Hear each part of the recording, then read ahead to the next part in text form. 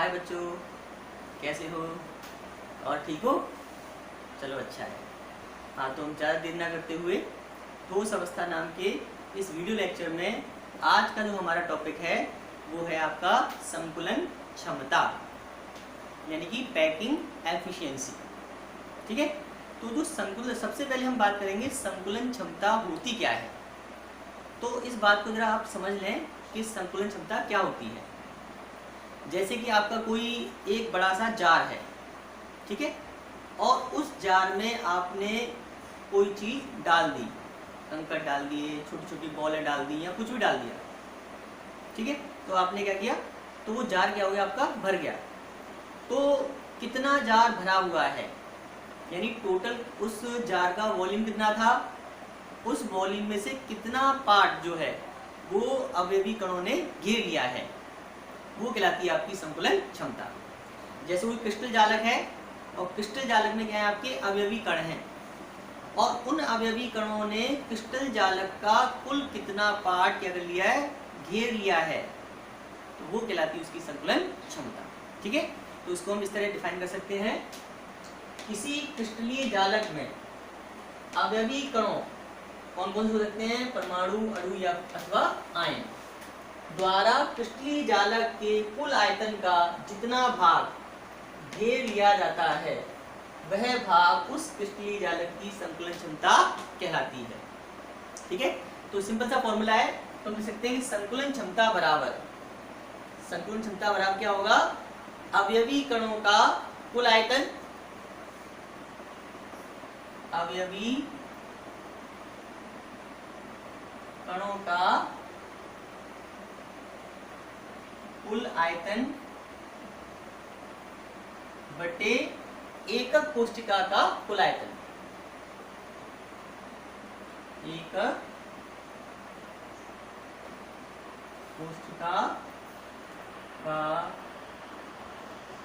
कुल आयतन इंटू 100।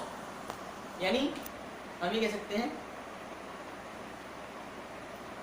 सकते हैं कि अवयवी कणों का कुल आयतन बटे एकक कोशिका का कुल आयतन, यानी एकक कोशिका के कुल आयतन का अवयवी कणों के कुल आयतन में अगर आप भाग दे देंगे तो क्या होगी, उसकी संकुलन क्षमता निकल आएगी। अब कितने परसेंट निकलेगी, तो 100 का मल्टीप्लाई कर देंगे, तो ये है आपका संकुलन क्षमता का फॉर्मूला।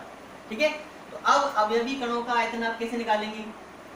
ठीक है, तो हम कह सकते हैं कि एक अवयवी कण का आयतन, एक अवयवी कण का आयतन गुणा अवयवी कणों की संख्या, अवयवी कणों की संख्या बटे एकक कोशिका का कुल आयतन, एकक कोशिका का कुल आयतन इंटू 100।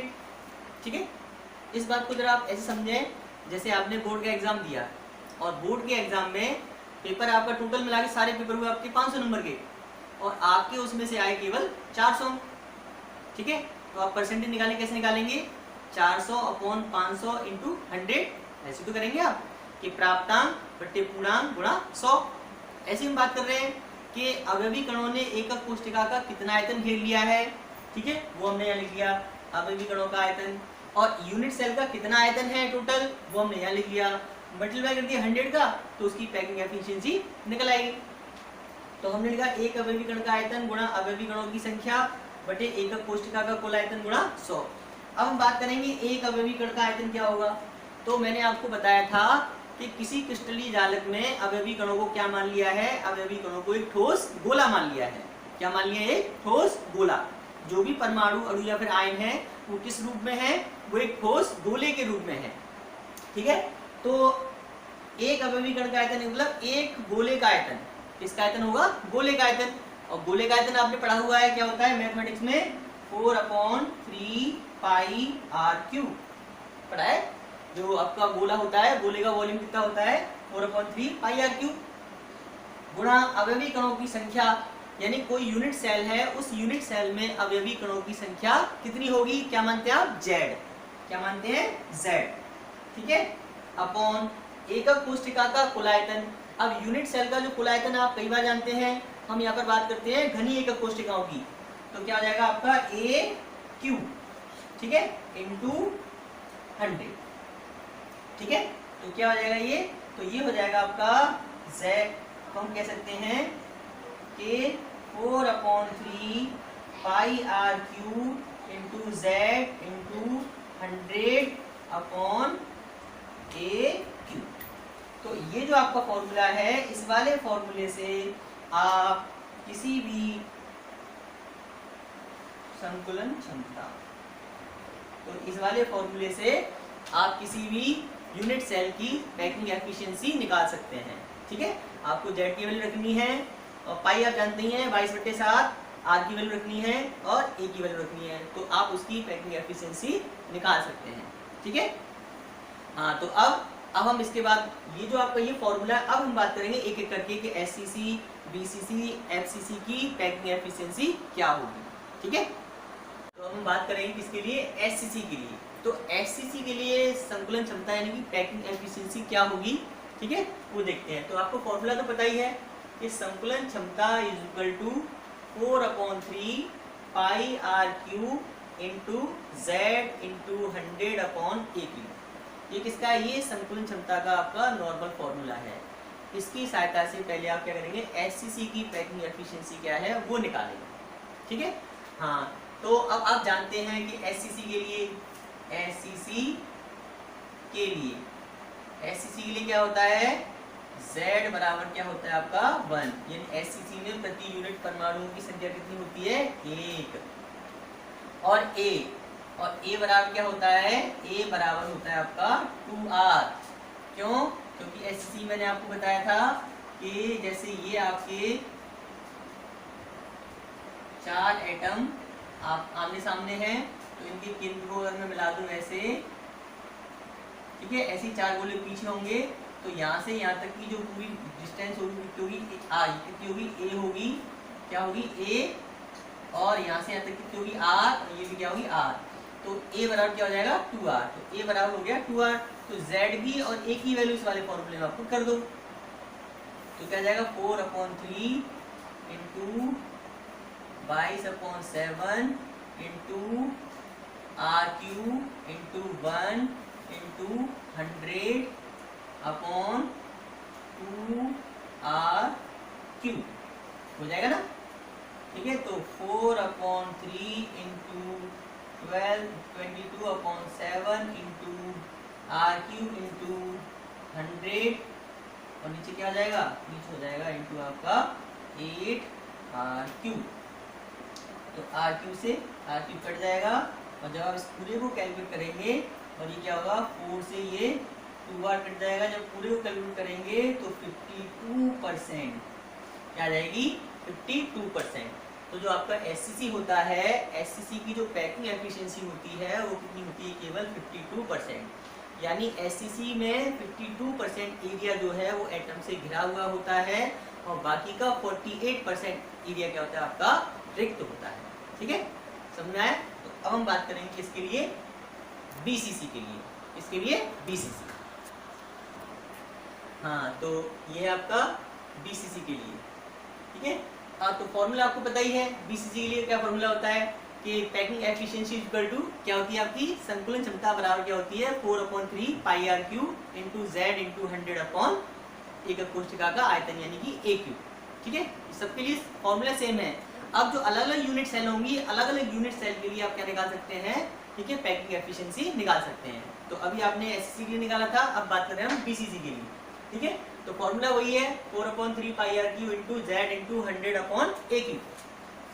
अब आप जानते हैं कि BCC के लिए Z बराबर क्या होगा। BCC का मतलब मैंने आपको बताया था प्रति यूनिट परमाणु की संख्या कितनी होती है, 2, कितनी होती है 2। तो Z बराबर कितना हो गया बेटा 2। अब बात करेंगे हम किसकी, A की। तो A बराबर क्या होगा, तो मैंने आपको बताया था BCC मतलब body centred cubic unit cell.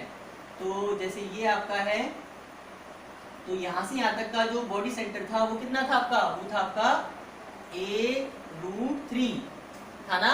और a√3 किसके बराबर था आपका, 4r के बराबर था। किसके बराबर था आपका, 4r के बराबर था।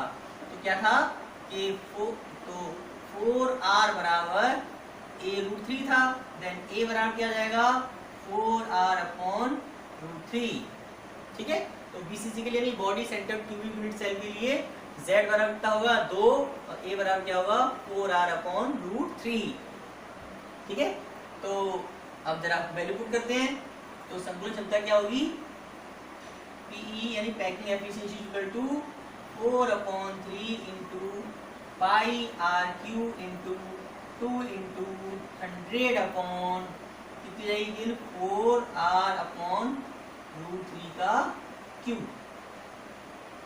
ठीक है, तो 4/3 into pi RQ into 2 into 100 upon कितनी जाएगी, इसका करेंगे 64 RQ और ये क्या हो जाएगा नीचे आपका 3√3 जो जाएगा, एक रूट बाहर आ जाएगा तो 3√3।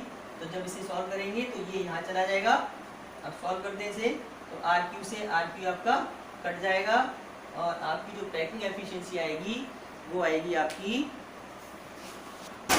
हाँ तो जब इसे कैलकुलेट करेंगे तो वैल्यू कितनी आएगी 68%। यानी जो आपका बीसीसी होता है, बीसीसी की जो पैकिंग एफिशिएंसी होती है वो कितनी होती है, वो होती है आपकी 68%।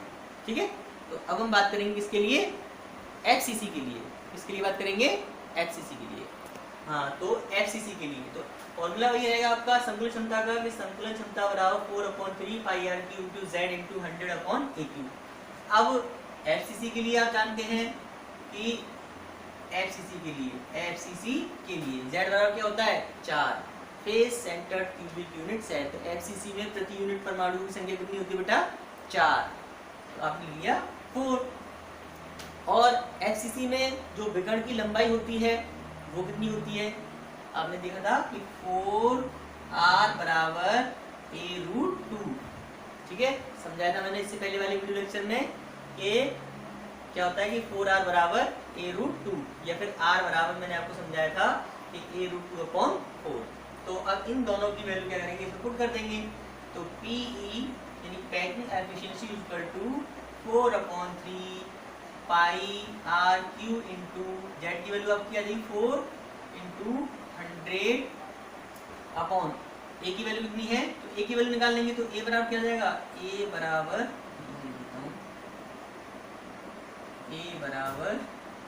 4r upon √2। ठीक है, तो अब A की वैल्यू मैं यहाँ पुट कर देता हूँ तो क्या हो जाएगा 4r अपॉन √2 का क्या हो जाएगा आपका क्यूब। बस तो सॉल्व करना है, तो 4/3 into pi RQ into 400 upon कितना हो जाएगा 64 इंटू RQ इंटू 2√2। तो बस RQ से RQ कट जाएगा और जब पूरे को कैलकुलेट करेंगे तो इसकी जो पैकिंग एफिशिएंसी है वो आएगी आपकी 74%। ठीक है, तो एससीसी की जो पैकिंग एफिशिएंसी होती है वो कितनी होती है, वो होती है आपकी 52%। और एफसीसी कितनी होती है, एफसीसी की होती है आपकी 74% और बीसीसी होती है आपकी 68%। तो इस तरह से आप किसी की पैकिंग एफिशिएंसी निकाल सकते हैं। बात समझ में आई? ठीक है, ठीक, बाय।